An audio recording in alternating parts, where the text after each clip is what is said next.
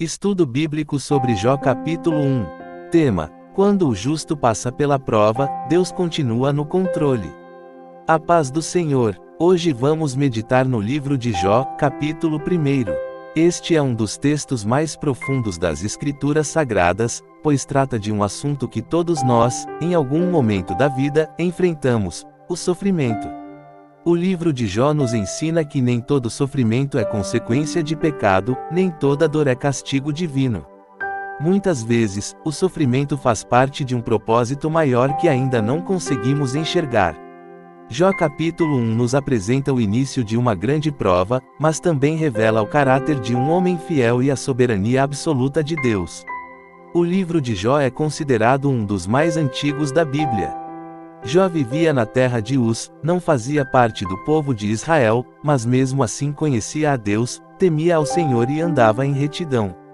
Isso nos mostra que Deus se revela àqueles que o buscam com sinceridade, independentemente do lugar ou da época. O foco central do livro de Jó é o sofrimento do justo, a fidelidade em meio à dor e a limitação do entendimento humano diante dos planos de Deus. No versículo 1 do capítulo 1, a Bíblia diz que havia um homem chamado Jó, íntegro, reto, temente a Deus e que se desviava do mal. Essas 4 características mostram que Jó era um homem aprovado por Deus.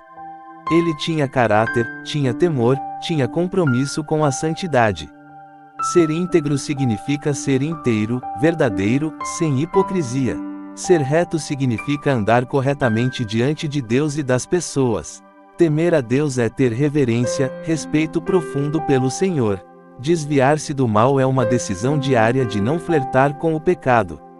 Jó não era perfeito, mas era fiel. E isso nos ensina que ser fiel a Deus não nos livra das provas, mas nos sustenta nelas. A Bíblia nos mostra que Jó era um homem muito próspero.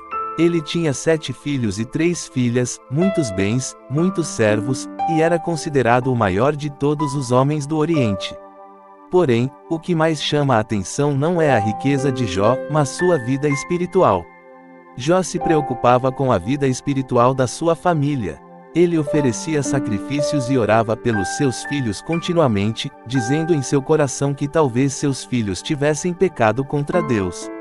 Isso nos ensina que a verdadeira espiritualidade começa dentro de casa. Jó era um pai que intercedia, que orava, que se colocava na presença de Deus pela sua família. A prosperidade sem Deus não tem valor. Mas Jó tinha prosperidade com temor, riqueza com fé, bens com compromisso espiritual. A partir do versículo 6, a Bíblia nos leva a uma cena espiritual muito séria. Os filhos de Deus se apresentam diante do Senhor, e Satanás também aparece. Deus pergunta a Satanás de onde ele vinha, e Satanás responde que estava rodeando a terra. Então Deus diz algo muito forte: observaste o meu servo Jó? Não há ninguém como ele na terra, homem íntegro, reto, temente a Deus e que se desvia do mal. Aqui aprendemos algo muito importante. É o próprio Deus quem dá testemunho da vida de Jó. Isso mostra que a fidelidade de Jó era conhecida no céu. Satanás, então, acusa Jó, dizendo que ele só serve a Deus porque é abençoado, porque tem bens, proteção e prosperidade. Satanás afirma que, se Deus tocar em tudo o que Jó tem, ele blasfemaria. Deus permite a prova, mas estabelece limites. Satanás poderia tocar nos bens de Jó, mas não poderia tocar na sua vida. Isso nos ensina que Satanás não age livremente. Ele só vai até onde Deus permite. Deus continua no controle, mesmo quando permite a prova. O justo é alvo do inimigo não porque é fraco, mas porque é fiel. E quando Deus permite uma prova, ele já conhece o fim da história. Do versículo 13 ao 19, vemos uma sequência de tragédias. Em um único dia, Jó perde seus bois, suas jumentas, suas ovelhas, seus servos e, por fim, seus filhos. Um mensageiro chega após o outro trazendo más notícias. É uma avalanche de dor, perda e sofrimento. Isso nos ensina que a vida pode mudar de repente. Nenhum bem material é garantia de segurança. Tudo pode ser tirado, menos a fé e o relacionamento com Deus. Chegando aos versículos finais do capítulo, vemos a reação de Jó.